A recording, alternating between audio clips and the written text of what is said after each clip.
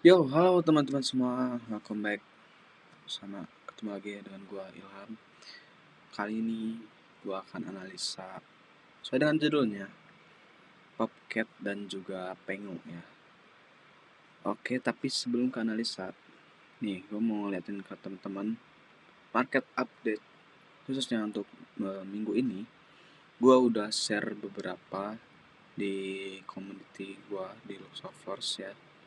Bagaimana dan Bitcoin dominance, dan juga jangan lupa ya teman-teman, minggu ini bakal full banget market volatile. Nih ada dari CB Consumer, JOLTS, terus ada GDP, FOMC, dan juga CPI dan unemployment rate ya. Minggu kali ini akan sangat-sangat volatile, jadi teman-teman be careful buat yang punya open posisi.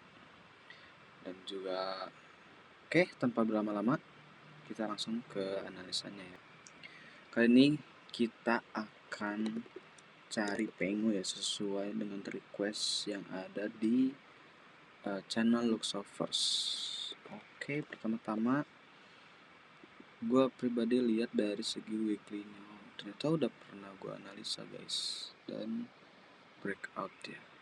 Di weekly-nya dia ada bentuk resisten. Ya ini sih lumayan oke sih. Kita lihat volumenya.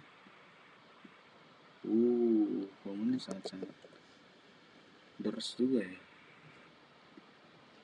Ini kita hapus dulu aja. Dan ya, oke. Gue bisa asumsikan ini bullish. Kenapa? Karena banyak candle hijau nih. Kalau settingan trend view gue ini warnanya warna putih ya. Terlihat juga dari volume ini sangat-sangat wow, ini gede banget volumenya guys. Ada apa dengan pengu ya? Mungkin di dailynya sekarang dia sideways sih. Coba kita bisa tarik garis kah?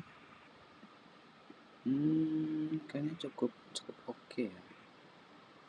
Kita rank lebih kecil. Oke. Kita dapat gambaran ya. Sekarang dia berada di supply-nya ya, supply area. Kalau stay. Kalau ATH-nya tuh ada di sini. Kita tanain dulu ATH-nya guys. Siapa tahu dia sudah nge-break apa belum? Belum. Oke, dia belum break ATH. Karena nggak nyampe ke ATH sebelumnya, ya dia ada koreksi dulu sih. Mengingat gue juga sempat share outlook di community di Telegram. Jadi bias gue untuk minggu sekarang tuh lebih ke sideways, cenderung sideways ya. Bullish sih masih ada, cuman gak terlalu signifikan sih, bakal banyak koreksi. Nah, gue coba tarik Fibonacci-nya dulu, apakah pas, dan ya, dia terpantul di area Golden Fibo untuk sekarang, but masih ada penurunan. Kenapa gue sangat yakin? Karena market minggu ini akan sangat volatile guys. Kita bisa tandain dulu area super resistannya, lumayan cukup gede ya. So mungkin buat teman-teman yang telat atau belum punya pengu, bisa cek di area sini, karena di sini juga ada fair value gap, terus support, trendline. So maka bisa bisa gue simpulkan arah pergerakan pengu itu akan naik dulu karena dia pantul dari Golden Fibo, lanjut turun, belum cukup kuat untuk kenaikan ya. dia akan merangkak dulu pelan-pelan sih. At least ya kayak gini lah ya. Maybe dia ada penurunan sampai 0,035 lah. 0,035 something lah di sini lah. Ya. Oke, gitu aja untuk analisa Pengu. Gua share di community. Terus gitu.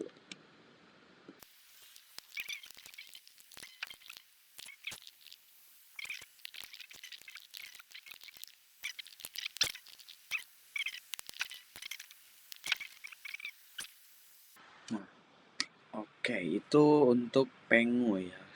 Oke, kita lanjut ke Popcat ya. Popcat USDT. Pilih yang mana ya? Yang Bybit. Bybit aja. Pertama-tama di weekly-nya dia bagaimana? Wow, ini bearish sih kalau di weekly-nya. Ya, sepertinya lumayan agak kurang jelas ya. Jadi kita tandain dulu dari sini. Ya, area support resistennya. Ya.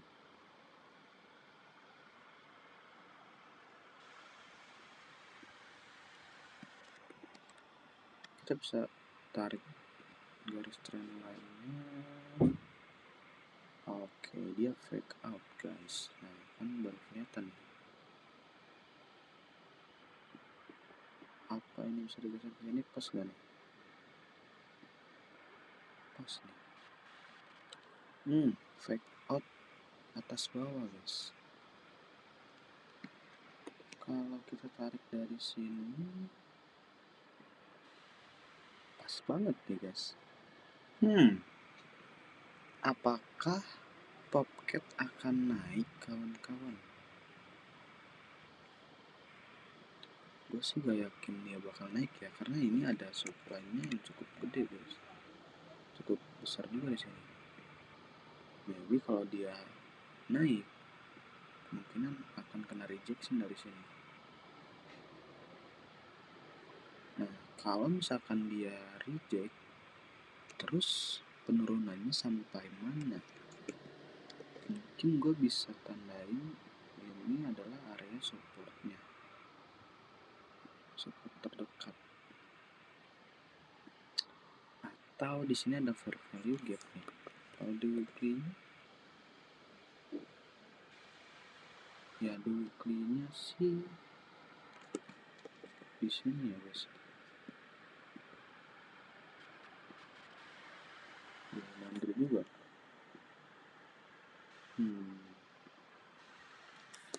Balik ke daily.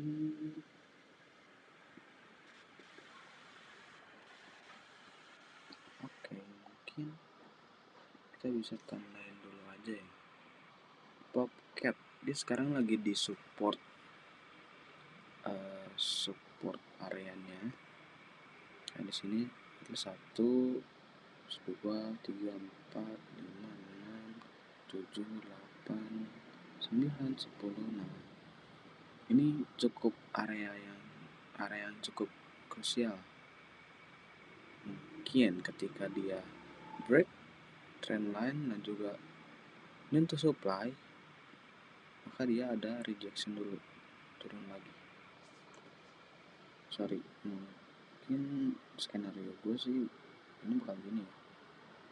Nah, terus kalau misalkan dia kena supply, terus dia akan ada penurunan dulu. Nah, itu skenario bullish. Kalau skenario bearishnya ya dia kalau misalkan dia break dari area support terus nggak kuat, ya bisa-bisa dia nyampe ke area demand yang di bawah nih.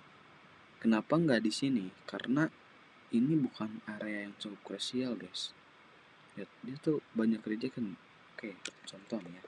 Kalau misalkan kita pakai area demand di sini, nah, pertama ini tuh udah gak fresh lagi, jadi kemungkinan dia akan langsung jebol kalau selling pressure-nya cukup kuat. Tapi kalau misalkan selling pressure-nya dikit atau baris yang dominan, ya dia nggak akan turun sih seharusnya. Gitu skenario gua. Oke, kita share dulu.